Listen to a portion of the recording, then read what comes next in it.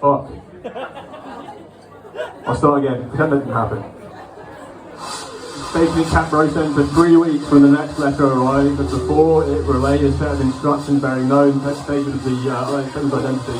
The previous payments had all been delivered on time. It scarcely mattered who was sending them. I was to go to Angel Mound. My employer had access to property wherever I travelled, including this house in Camp Rosen. While I was here, I monitored local radio. There's a channel I found which airs the sound from cowboy movies. These radio plays were near impossible to follow, but the audience are presumably familiar with the sources, and the broadcast merely served to jog their memories. Angel Mounds is 4 miles southwest of Camp Rosen. Here is mainly farmland, and my visit coincided with the beginning of the agricultural season. The site covers 600 acres and features 13 earthen mounds built between 1100 and 1450 AD by indigenous people who disappeared by the time Europeans arrived. Angel is the name of the British family who in 1852 began laying claim to the surrounding land. Each mound has a letter A to L in reference to the first and last letters of Angel. I'll make a trail between them, recording anything that might be of interest to you. Here is Mound A. Mound B. Mound C. Mound D. Here is Mound E being burned by some locals. They reassure me the fires are to rid the site of broom sage, an unwanted weed that strangles the growth of wildflowers. Mound F. Mound G. Mound H. Mound I. Mound J. Mound K. This is not a mound, but rather the former site of the Angel family farm. Notice the absence of any trace of it. I couldn't find Mound L, but I did find this structure. According to a local, Jay, I encountered hiding behind its walls. It was built in 1973. I asked Jay what the structure is and why he's hiding in it, but he doesn't answer. Instead, he gives me this postcard. It shows the structure with someone dressed in red standing looking at it. I later forwarded it to my employer along with notes of all observations. A week after sending the last update to my employer, payment arrived along with a letter confirming my next assignment. I was to travel 1,006 miles to Westford, Massachusetts, there to make inquiries after a Mr. James Gunn. My employer gave no further instruction, but I'd learned not to bother asking questions. In Westford, I was staying with an associate of my employer called Jay. My room opened out onto a spacious balcony. To avoid implication in the events that were to follow, I was issued with a fake identity, that of Max Syedtollan, executor to a small inheritance. What my actual business was with Mr. Gunn remained unclear. I wondered if I ought to kill him. Jay introduced me to some locals, and I swiftly graduated myself. Here we are at a birthday party, one of them threw for my fake birthday.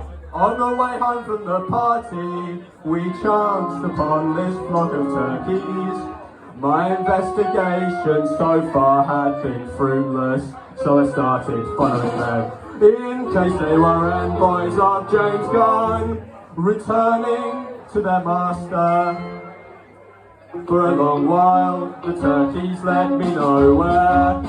We just spent ages circuiting various empty zones, but eventually we arrived at a patch of ground at the side of the road, which wasn't fenced and had a sign next to it. The sign reads, Prince Henry, first Sinclair of Orkney, born in Scotland, made a voyage of discovery to North America in 1398. After wintering in Nova Scotia, he sailed to Massachusetts, and in 1399 one of the party died.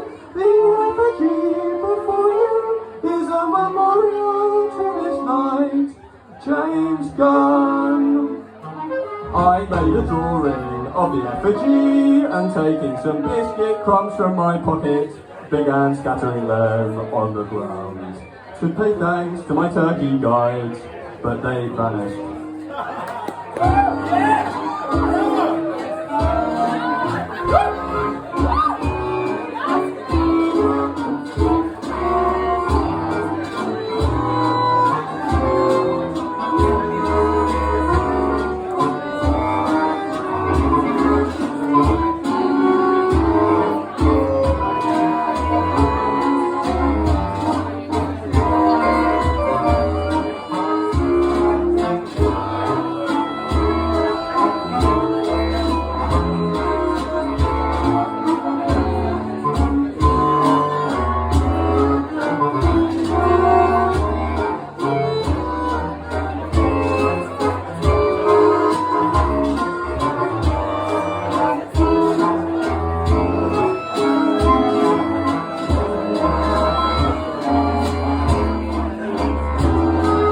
Payment for the last assignment was received promptly, though for the 3 months that followed, I heard nothing from my employer. Awaiting further instruction, I returned to London. In my absence, several huge holes appeared in the road by my flat.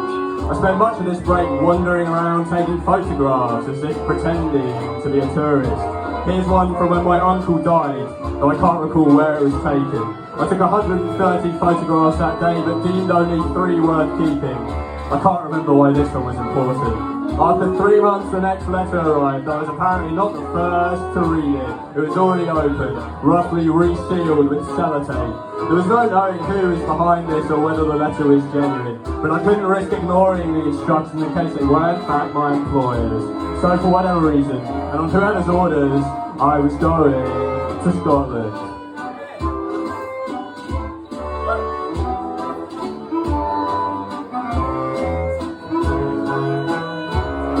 Alanagas is an island housing a replica of a 19th century hunting lodge completed in 2006, based on a destroyed building that was the site of a fake court established by 2 Victorian conmen claiming to be descended from the Stuart kings. These so-called brothers Tommy S.P. Stuart were prolific counterfeiters who produced elaborate fictional documents purporting to be genuine historical artifacts. The journey to replica has to be undertaken via a detour through the woods, so as to avoid detection by the island's owners. After hours of wandering, I finally located it, taking this photograph in the last of the daylight. The investigation of the replica's exterior yielded discovering what appeared to be an entrance into the cellar. I was able to pick the lock and get in, descending into the foundations of the building. In truth, it was less a cellar, more a crawl space. Thorough investigation revealed no means of accessing the building above, but I did chance upon this engraved stone, inscribed with a series of dates and scripts. I made rubbings of the dates which were clearly legible, though of uncertain significance.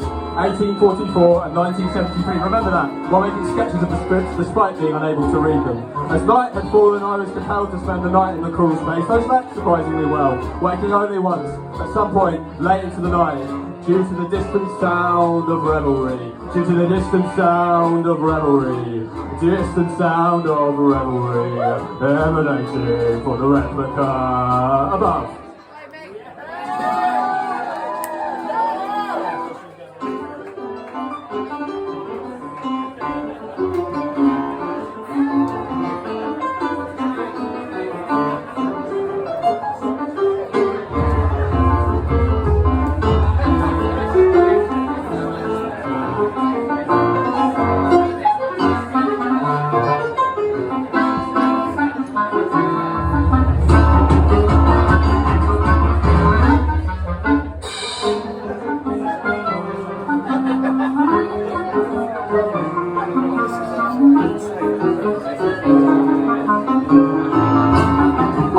Posted to Cairo, staying in a home with an associate of my employer called Jay.